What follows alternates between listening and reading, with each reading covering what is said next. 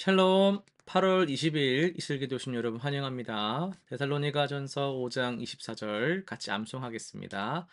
너희를 부르시는 이는 미쁘시니 그가 또한 이루시리라. 한 번 더 합니다. 너희를 부르시는 이는 미쁘시니 그가 또한 이루시리라. 아멘. 네, 오늘 우리는 사무엘상 12장, 로마서 10장, 예레미야 49장, 시편 26, 27편을 참 길이라는 관점에서 함께 살펴보도록 하겠습니다. 사무엘상입니다.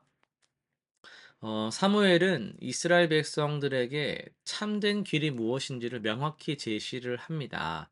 그는 먼저 자신의 삶을 돌아보게 하면서 지도자의 그 청렴성이 얼마나 중요한지를 보여주죠.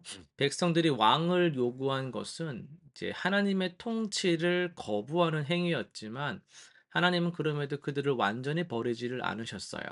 사무엘은 백성들에게 여호와만 경외하고 진실한 마음으로 섬기라고 권면하고 하죠. 참 길은 하나님께 대한 전적인 신뢰와 순종에서 시작되는 겁니다. 우리도 세상의 방식이 아닌 하나님의 방식을 항상 따라 살아야만 합니다. 예레미야 49장으로 넘어갑니다. 예레미야는 이방 민족들에게도 참 길이 있다라는 것을 보여줍니다. 암몬, 에돔, 엘람 등 각 민족이 하나님을 대적하고 교만했던 죄로 심판받지만 마지막 때에는 회복의 약속도 주어집니다.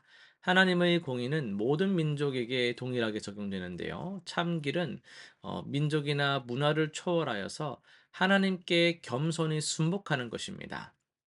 심판 중에도 회복의 소망이 있다는 것은 하나님의 자비가 얼마나 크신지를 보여주죠. 우리는 교만을 버리고 하나님 앞에서 겸손한 마음으로 살아가야 하겠습니다. 시편 26, 27편입니다. 다윗은 개인적인 신앙 경험을 통해서 참기를 노래합니다. 그는 자신의 순전함을 하나님께 아뢰면서도 완전히 하나님의 은혜에 의존합니다. 하나님의 집에서 드리는 예배가 그에게 가장 큰 기쁨이었어요. 원수들의 위협과 고난 가운데서도 하나님만을 바라보는 믿음이 참 길이었습니다. 다윗의 고백은 우리에게 참 길이 외적인 성공이 아니라 하나님과의 관계에 있다라는 것을 가르쳐 줍니다. 예배와 기도를 통해서 하나님과 교제하면서 어떤 상황에서도 하나님께 소망을 두는 것이 참된 신앙생활이다라고 할 수 있겠습니다. 계속해서 로마서 10장을 중심으로 해서 진짜 의로움을 찾아서라는 제목으로 말씀을 전하겠습니다. 우리는 살면서 그 인정 욕구가 크잖아요. 그래서 또 거기에 대한 반작용으로 끊임없이 자신을 증명하려고 하는 모습들이 있습니다. 학교에서는 좋은 성적으로, 직장에서는 뛰어난 성과로, 가정에서조차도 완벽한 부모나 그런 자녀의 모습으로 누군가에게 이렇게 인정받고 증명하려고 애를 쓰죠. 그리고 교회에서도 이건 마찬가지입니다. 좀 더 많이 기도하고, 더 많이 봉사하고, 더 경건하게 살아서, 혹은 사람에게 또 혹은 하나님께 인정받으려고 노력하는 부분들이 좀 있죠. 이런 노력들이 뭐 불필요하다 이런 문제는 아니지만 나쁜 것도 아니지만요.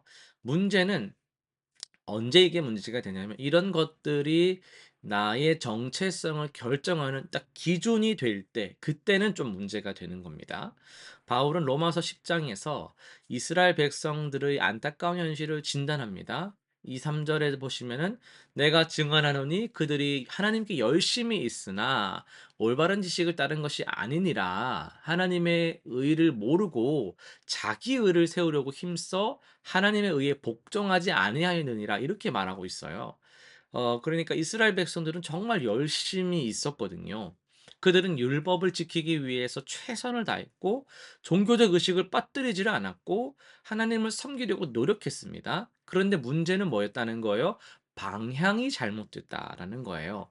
그들은 하나님이 주시는 의로움이 아니라 자신들에게서 만들어지는 의로움을 추구했다라는 게 문제였어요.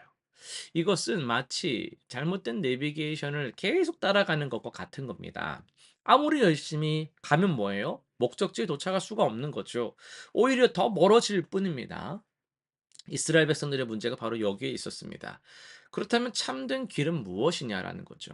바울은 4절에서 그리스도는 모든 믿는 자에게 의를 이루기 위하여 율법의 마침이 되시니라 라고 말씀합니다. 여기서 율법의 마침이라는 표현이 중요한데요. 이는 그리스도께서 율법이 요구하는 모든 조건을 완벽하게 충족시키셨다라는 의미입니다.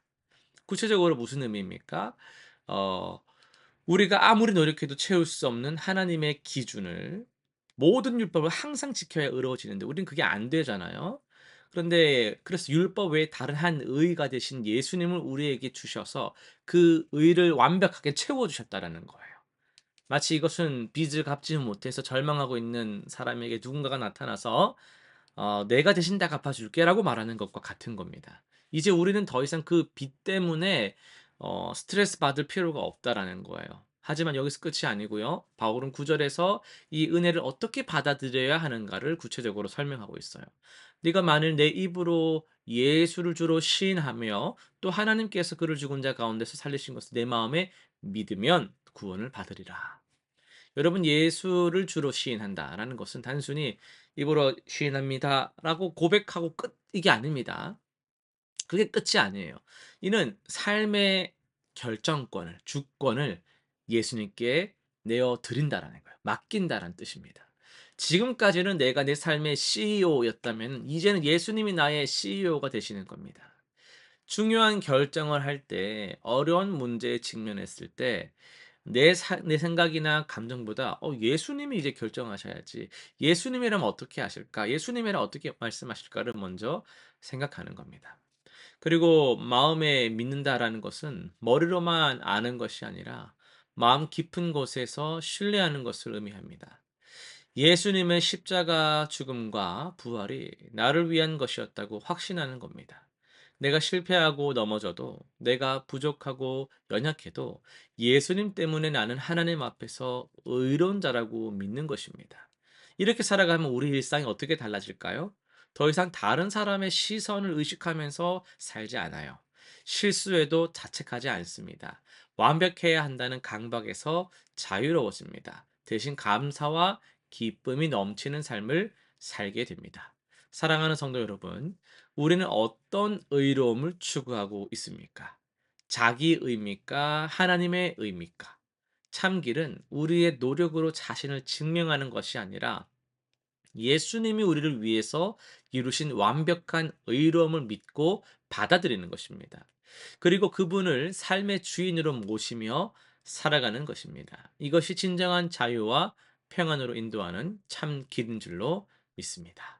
실천사항 세 가지 정리해 볼게요. 첫 번째는 매일 아침 오늘 하루도 예수님이 나의 왕이십니다. 나의 주인이십니다. 라고 고백하면서 하루의 계획과 결정들을 주님께 계속 맡기는 훈련을 해보시기 바랍니다. 두 번째, 실수하거나 부족함을 느낄 때마다 자책하는 것 대신에 예수님 덕분에 나는 의롭습니다. 라고 고백하면서 하나님의 은혜를 기억해 보시길 바랍니다. 세 번째, 내 행위로 하나님께 인정받으려는 마음을 내려놓고 이미 받은 사랑과 은혜에 감사하는 마음으로 자연스럽게 선한 일을 행하시면 좋겠습니다. 기도하고 마치겠습니다. 하나님 아버지, 우리가 자기 의를 세우려다가 주님의 의를 놓치지 않게 하여 주옵소서. 예수님이 우리의 참된 주인이 되시고 우리가 그분 안에서 참된 그 자유와 평안을 누릴 수 있도록 은혜를 내려 주옵소서. 감사드리며 예수님의 이름으로 기도드립니다. 아멘.